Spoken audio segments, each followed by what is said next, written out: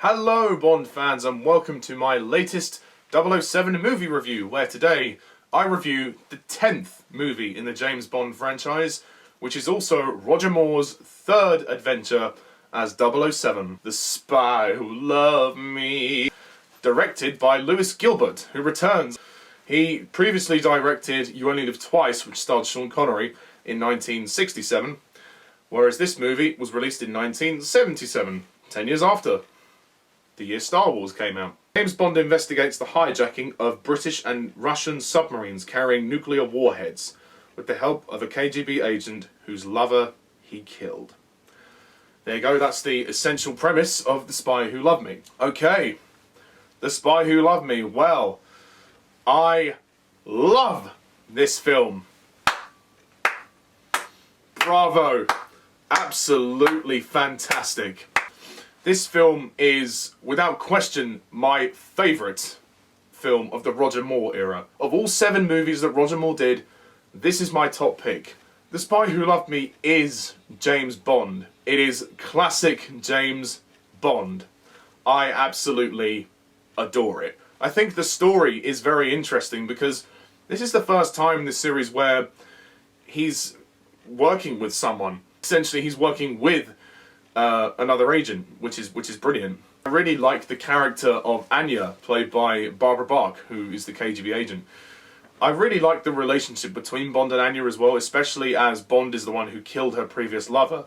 So when she discovers this information, she's not best pleased. She definitely stands her ground against Bond, and she definitely outsmarts him in a few situations, and she actually helps him in a few situations, particularly against Jaws. Barbara Bach's performance is occasionally a bit wooden in places, but for the most part I'd say it's pretty decent, and my god, is she beautiful. She is a drop-dead gorgeous lady, especially in that red dress at the end. They do make her a damsel in distress at the very end, which is a slight downside. Aside that, I really like her character and the way her character's written. We open the movie with her and Bond in bed with 2 different people. She's in bed with the guy, with the agent who gets killed, you know, her lover. And Bond is in bed with another woman, of course. Roger Moore as James Bond in this movie. Roger Moore is fantastic in this film.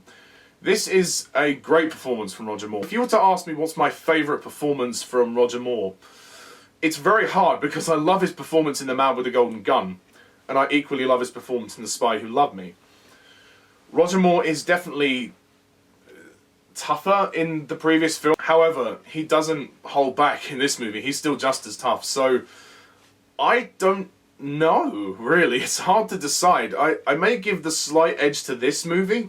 I say that because, obviously, in the previous movie, he was slapping around Andrea, and that was quite forceful. He was very aggressive in the previous movie. But you know, obviously, deservingly so, because he needed to find out the information about who was trying to kill him and where the bullets came from. In this film, he's finally gathered his version of the character.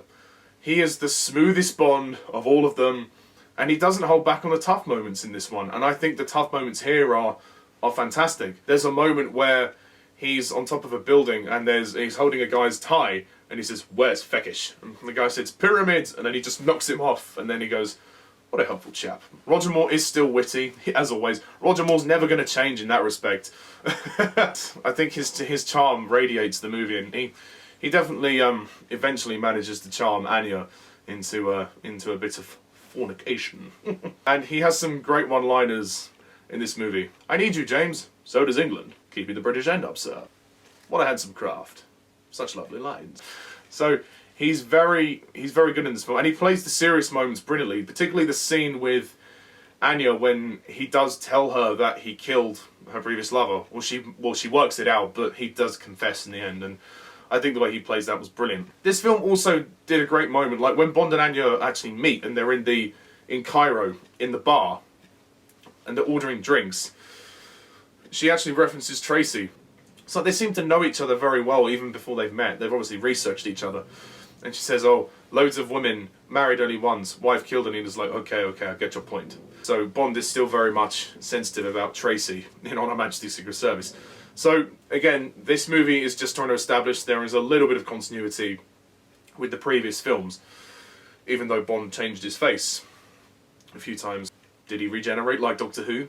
Who knows? So, thumbs up for Roger Moore in this movie. I think Roger Moore's great, and you know what? I would say it's his best performance. I would say it's his best performance. Good old Rog. Although he's pretty much consistent in all 7 movies, so it is quite hard to decide which is his best performance, really. Curt Jurgens as Stromberg. Now, this is where I come to my one and only negative of the movie. I do feel Stromberg is a pretty terrible villain, to be honest. Okay, well, the performance isn't terrible, but the character is given nothing to do. He gets probably about 4 or 5 scenes in the movie, and that's it. He doesn't do an awful lot. And essentially, Stromberg, to me, comes across as a rip-off of Blofeld. Now, I understand that Blofeld couldn't be used during the time because of a rights issue. Damn it, McClory! However, it just that they didn't give Stromberg any convincing, character traits. He wants to start a new life under the sea, which is bizarre. But again, the performance is great, and I think his death is very anticlimactic. At the end of the tables, and then he misses Bond, and then Bond shoots through the other gun hole and manages to kill him, and he shoots him another 3 times, and that's it, he's gone. So the final confrontation with Stromberg could have been done a lot better, actually. It could have been done a lot better. But aside that, I love the movie. I also love the introduction of Jaws. Now, Jaws is awesome. I love Jaws. And I'm glad they brought him back for Moonraker. Jaws is quite possibly my favourite henchman of the entire series. He's always one of my favourites. He is so awesome. He's a huge guy. I mean, Richard Kiel is a big guy, and Bond really doesn't stand a chance against this guy, especially with his metal teeth. We see a lot of Jaws in the beginning of the movie biting people. Like in Cairo, there's that moment when he kills Fekish and bites him on the side. He even tries to bite Anya as well. He's such a cool henchman. And of course, Jaws will return in Moonraker. And Jaws does not say a word in this movie. He has no lines, but that's fine by me. Although he will speak in the next movie. Also, a shout out to the other Bond girl of the film, Caroline Munro as Naomi. She doesn't get an awful lot to do in the film. She's only on screen for about 10 minutes, but she's nice, I guess. Also, this would be the first film for Walter Gotell as General Gogol. He's a good character, and he will be a recurring character as the series goes on, even into the Timothy Dalton era. The MI6 regulars are pretty good here. They actually feature quite a bit more than they have done in the past 2 films. With the inclusion of Gogol, who is the general of the head of the KGB, it gives a reason for the MI6 regulars to come into the story a bit more. Desmond Llewelyn is great in the movie. Lois Maxwell as Moneypenny, she's good, although she doesn't get a lot to do. And of course, Bernard Lee as M, which is this will be his penultimate performance, very sadly. The next film will be his last, but oh well, it's very sad. The action sequences are fantastic in this film. The opening ski chase is brilliant, and you have that classic Bond 77 theme which is being played. There's also a great fight scene with Jaws in the Egyptian scaffolding or construction site. That's really good. I mean, it's great to see a henchman who is physically huge and who Bond would struggle to overcome. Like, Jaws even rips the blooming van off, like the metal from the van, he rips it off. He's that strong. There is a fantastic car chase with the new car, and I'm so glad that we've got the Lotus Esprit. It's a brilliant car, and the moment when it goes underwater as well is fabulous. The action scene actually does continue underwater. Don't worry, it's not like Thunderball. It's not like there's a whole army of people having a fight underwater. They shoot a few missiles, and the car dodges a few bullets, and a few people get blown up. But it's a nice little extension of the previous scene.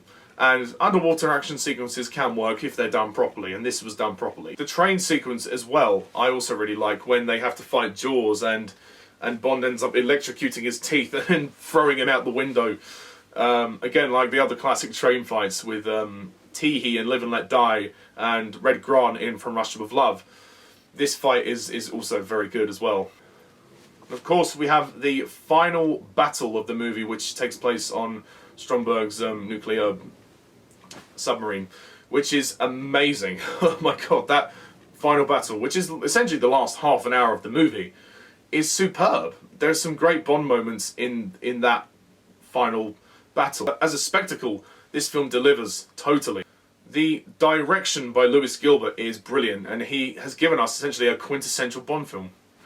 I also just love the moments with Bond and Anya where he's coming on to her and he's like, well, what did they teach you in that survival course about sharing bodily warmth? Oh, stop it, Roger. I also think this is a very well written Bond film, and in a way, this is almost just as personal as The Man with the Golden Gun. Even more so, from the perspective of Anya as well, she's lost someone who she's fallen in love with. It's pretty hard for her to deal with, and as an agent she has to try and suppress her emotions and focus on the mission, because that's important, otherwise she will die. She even says to Bond, after she finds out Bond has killed her previous lover, she says, after this mission is over, I will kill you. There's definitely some tension between the two of them, which I like, and she is Bond's equal in that sense. Like, she has never failed a mission before. She can get herself out of various situations, although the only difference is she's not a sexist, misogynist dinosaur.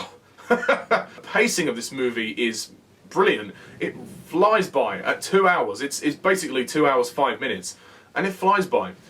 It doesn't drag at all, and they've really tightened up the pacing. They've really worked to make this work. The music of the film I have to talk about. The score for this film is brilliant. It's sort of funky 70s music, that Bond 77 theme.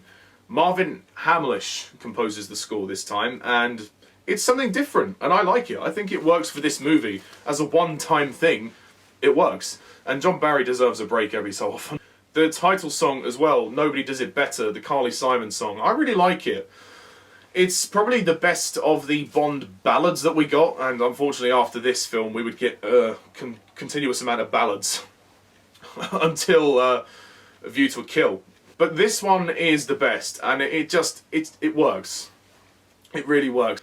I love the title sequence as well. The Spy Who Loved Me has a great title sequence. The images of the Union Jack, Bond and the girls running and him defending the girls swinging on the gun. A lot of nice visual imagery, and the colours are really nice in this title sequence.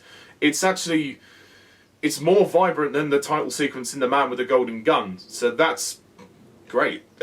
Again, this film has some great funny moments as well, like the scene when the car comes out of the sea and rides across the beach, and Roger Moore just chucks the fish out. I really think that's quite funny, that's good. I also like the locations of the movie, the fact that we go to Cairo as well, in Egypt. We've never been there before, and as Roger Moore says, when one is in Egypt, one must enjoy all of its treasures. So, I mean, The Spy Who Loved Me is a fantastic film. It is a quintessential Bond movie for me, and it is without question my favourite of the Roger Moore era. The only thing that lets it down is Stromberg as the villain. He is a very poor villain. The production design is immense. The sets look so unreal. Stromberg's lair is fantastic. Ken Adam, I salute you, sir. Also, the hotels that they go to are very nice and very vibrant. The bar in Cairo is brilliant. This movie is just... we go to many more exotic locations than the previous film, which I like. And I think it's just better written as well. The characters are more intriguing. Anya is a strong character. Goodnight in the previous film was a Dumbo. And this movie is a fantastic action spectacle, and it is a classic Bond film. I think if you were to get into James Bond and start with this would be a good one to start with. Overall, I don't have a lot else to say about this film, so I'm going to close off and rate The Spy Who Loved Me a 10 out of 10.